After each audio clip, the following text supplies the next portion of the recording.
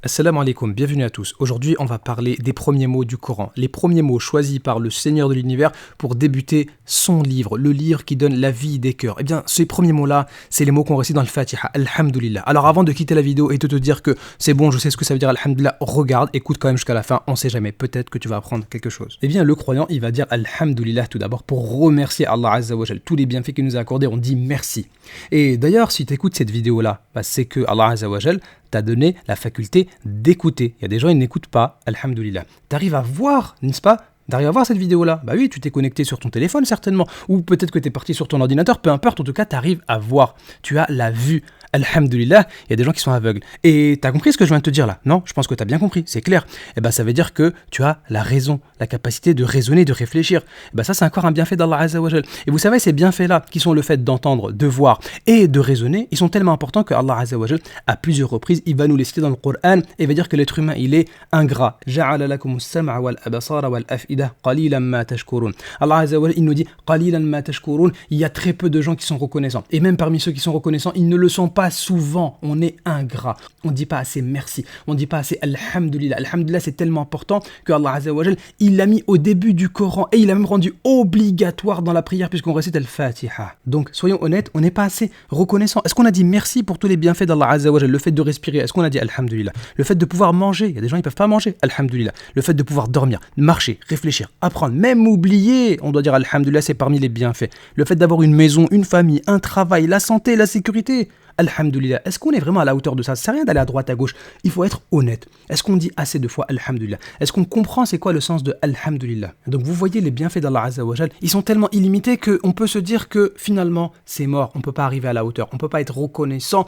comme il le faut. Mais heureusement, alhamdulillah, que après alhamdulillah rabbil alamin, il y a ar-Rahman ar-Rahim. Heureusement qu'Allah Azza wa Jal, il est tout miséricordieux et que de même que ses bienfaits sont illimités, eh bien sa miséricorde est infinie. Par ailleurs, les meilleurs des bienfaits, c'est pas le fait de manger, de boire, de dormir, de marcher ou de travailler. Le meilleur des bienfaits, c'est le fait de pouvoir dire alhamdulillah. Combien de gens sont aux antipodes de l'alhamdulillah? Ils ne le disent jamais et ils ne le comprennent pas et ils ne ressentent pas le besoin de dire alhamdulillah. Donc le meilleur des bienfaits, c'est le fait d'avoir été guidé, c'est le fait de pouvoir prier Allah, le fait de pouvoir invoquer Allah, le fait de pouvoir jeûner pour Allah Azza wa Jal. Il y a des gens qui croient en rien du tout, ils ne croient même pas en Allah Azza wa Jal, ils vont adorer plein d'autres choses.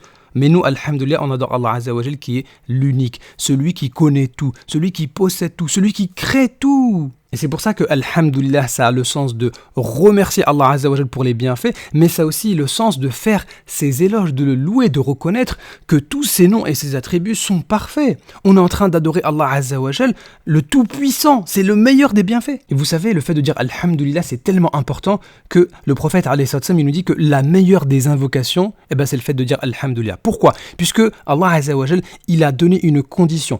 Pour que tous ces bienfaits-là durent et qu'ils soient même augmentés, il faut être reconnaissant. Il faut dire alhamdulillah. Le fait d'accepter que ces bienfaits-là, ils viennent d'Allah Azza wa Jal et que c'est pas ton travail, c'est pas tes muscles, c'est pas ton argent qui t'ont permis d'arriver à la situation dans laquelle tu es, mais c'est grâce à Allah Azza wa Jal. Donc tu le sais intérieurement que ça vient de lui et de lui uniquement et tu le dis avec ta langue alhamdulillah et tu vas œuvrer en fonction de ce qu'Allah Azza wa Jal t'a ordonné de faire.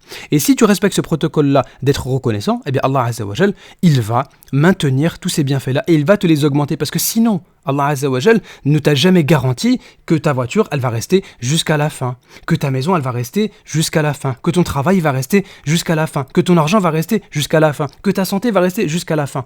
Sauf si tu dis alhamdulillah. Maintenant, il faut se poser la question, est-ce qu'on dit réellement alhamdulillah? Est-ce qu'on dit alhamdulillah comme quand on se passe le salam, ça va, tu vas bien, oui, alhamdulillah, ou bien est-ce qu'on le dit réellement? Puisque pour que les bienfaits persistent, il faut dire alhamdulillah réellement.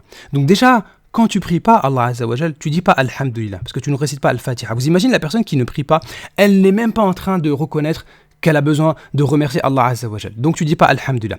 Quand tu n'invoques pas Allah Azza wa Jal, ou quand tu l'invoques très peu, tu dis très peu alhamdulillah. Quand tu dors alors que c'est le moment de prier pour le fajr, en fait tu dis pas alhamdulillah pour ton corps. C'est Allah qui t'a permis de dormir. Et toi pour le remercier, plutôt que de te lever et de prier, tu dors encore.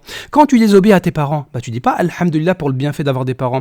Quand tu es négligent dans l'éducation de tes enfants, en fait tu dis pas alhamdulillah qui t'a accordé des enfants. Quand tu voles ou que tu triches ou que tu es injuste, tu dis pas Alhamdulillah en vrai. Quand tu regardes un interdit, tu dis pas Alhamdulillah pour les yeux qu'Allah t'a donné. Quand tu crois que ton argent te nourrit, ou que tu penses que tes diplômes te font vivre, ou que tu crois que tu es meilleur que les autres, ou tu penses que tu n'as pas besoin d'être guidé et que c'est par tes connaissances, ben en vrai, tu dis pas Alhamdulillah. Donc vous voyez, il y a plein de cas où on dit pas Alhamdulillah. Le fait de dire Alhamdulillah, c'est reconnaître que sans Allah Azza wa Jal, on est des incapables, on n'aurait rien pu faire. Et c'est pour ça que le croyant, il vit tous les jours avec Alhamdulillah. Quand il se lève le matin, il dit Alhamdulillah. Après avoir mangé, il dit Alhamdulillah. Même après avoir prié, il dit Alhamdulillah. Donc Alhamdulillah, c'est tout le temps, au début, à la fin, au milieu. Le croyant, il vit tous les jours avec Alhamdulillah. C'est pour ça que même avant d'invoquer Allah Azza wa Jal, eh bien, on doit dire Alhamdulillah pour être reconnaissant pour tous les bienfaits qu'il nous a accordés. Donc vous voyez, Alhamdulillah, c'est partout, c'est le début de toute chose et c'est aussi le début du Coran. Alhamdulillah Rabbil Alamin. Et à la fin, la parole des gens du paradis, ce sera Wa akhiru da'wahum anil hamdulillahi Rabbil Alamin.